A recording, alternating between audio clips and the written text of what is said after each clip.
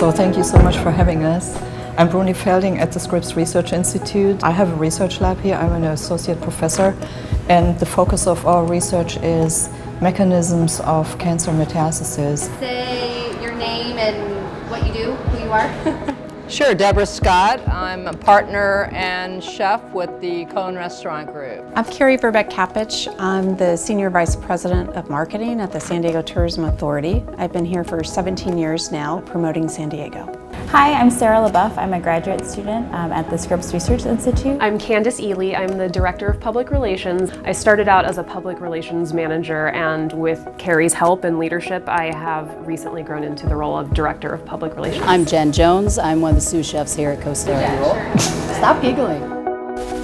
My dissertation has focused on understanding how changes to tumor cell metabolism affect breast cancer progression. The mentor-student relationship is like a family. You have an academic family.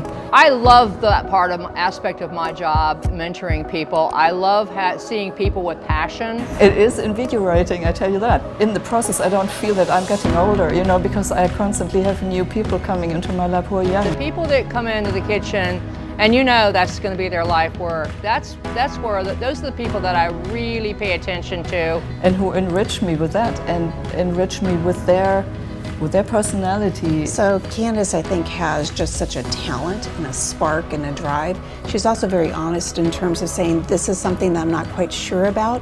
So she was very open and frank, and she's the type of person that you want to see succeed. When I first was promoted to be the Director of Public Relations, I think I spent a lot of time in Kerri's office saying, this is a little scary, I'm not entirely sure what I'm doing, and I've learned in my career that I am my own harshest critic. You're required, to be thinking more independently, to be coming up with ideas, and to really be creative in science. So it's important to set yourself up with a mentor that can really help you understand how you're going to need to do that and do that for yourself. And I told her, don't worry, I got your back, we'll make this happen.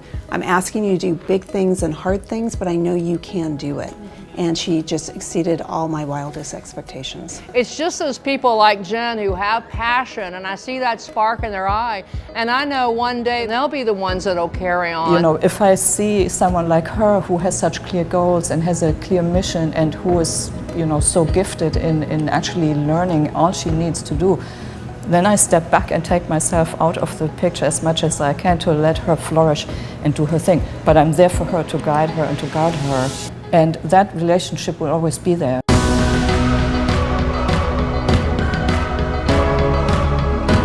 So having someone like Kerri to reassure me that I have the intelligence and the drive and the skills to go out and accomplish what I want to accomplish was just so valuable for me and really helped me in my first year. I think, if I hadn't had that level of support, I wouldn't have been nearly as successful.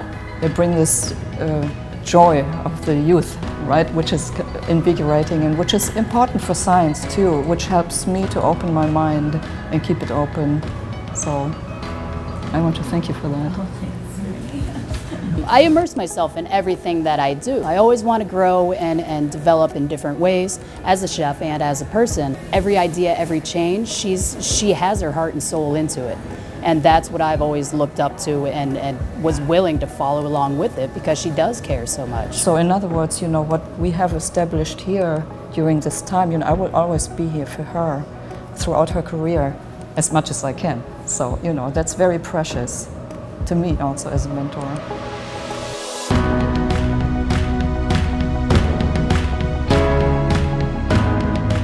So I think networking in the modern world, it's all about relationship building. One of the nice things for us is our organization is very much part of the community, and so we're networking all the time. When I was just starting out in my career, I found the whole idea of networking to be incredibly scary and very artificial feeling. But I found through working with Kerri and observing her, and also just the culture here at San Diego Tourism Authority, is that networking really can come from a place of authenticity and a place of community. We have very active collaborations going on at the Institute already. However, the female faculty as a group came together about a year and a half ago, and we have really benefited so much from it. Part of our job is to be in San Diego and working with the people of San Diego. So I get the opportunity to work with a lot of great people. Most of my best friends are people that started out being customers, and now they're amazing friends. And I think it's because they invest in you, so in turn you want to invest in them. And I don't think that networking has to be a big thing or a hard thing. I think you just make it flow into your life and into the job that you do. And it's really an important part of the whole process of running a restaurant is the relationships that you build. So it's not so much about building the connections that are going to help you get to the next step. It's about building the connections that are going to help you get to where you want in your life, and you in turn help them get to where they want in their life.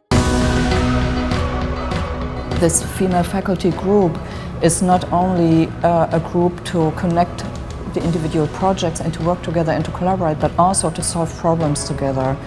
And it really has become a support for all of us in this group, and I think we feel very much empowered by having, this connection, because we found out that we are very, very efficient in communicating. And when you find something that's meaningful and there's a spark that's there, you continue to pursue and grow that spark. We have actually started events and have generated outreach to the community here in San Diego, which was unprecedented here, really. You go out into the community, you participate in events, you meet people, and that network kind of grows on its own that way. So for me, it's really about just continuing to pursue those connections that seem to happen as you go about doing your work. I think that you get your best feedback from your guests. I think they're the ones that really matter when it comes to what we're putting out. And I love building those relationships. So that's a very important part in our lives, and we address that as a kind of a female community outreach program. When I first started out in my career, I would have absolutely never thought to negotiate a salary. It just seemed terrifying. It didn't seem like something I had the right to do. And I absolutely have learned from Kerri that you need to be vocal for what you believe you deserve. Everyone always says, as a woman, it's so much harder, or, how did you make it with all the men in this institution, and how did that influence you? Well, for me, if you're a woman or a man, that should not be an excuse. I think a woman can do just as well as a man as a chef. I think that there's all kinds of excuses in your life. One of the things I think that I've seen for women is oftentimes we don't ask what our worth is. We don't know what our worth is. So when we go in to negotiate for a job, we're coming in asking for a job, but not saying this is what my value is. And regardless of gender, age, or whatnot, if you can do the job and you can excel at it, then the struggle should not matter. So you need to know your value, and you need to negotiate from that position of strength. In science, you are now moving into uncharted territory, in research I should say. There's no guarantee that you will succeed in your experiment. There's actually mostly setbacks. The big key for me is if you do something wrong and you don't learn from it, then there's the problem. Failure is going to happen. Not everything's going to go perfectly well and as you planned.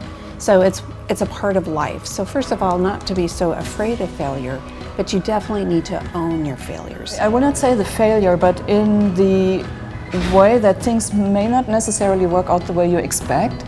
That is then your brain challenge also, to find out what is nature telling me here. There was a mailing that I had just completely messed up. So I was the executive sous chef. We were putting out a large banquet with barbecue chicken, and I pre-cooked the chicken, and I didn't cook it long enough. And I remember being absolutely terrified to go and tell my boss that I had made this mistake. But at the end of the day, it was absolutely the right thing to do. And for me, that was an embarrassing moment, but at the same time, I think it was an important moment because it made me stop and think about the consequences in this position. And I learned from that experience that is absolutely the best tack to take. If you go in and you're direct and you're honest, you own that failure and you look for the solutions. That's showing that you're trying to think creatively to solve problems. And how I used it as a tool to learn from and also to share with other chefs that I've had through the years coming up. So it's never a failure, really. It sometimes is a technical challenge, sometimes it's a challenge that nature throws at you. And here comes, your ingenuity, where you have to find a way to understand what you're seeing, or find a way to ask your question differently, and to be open, for surprises.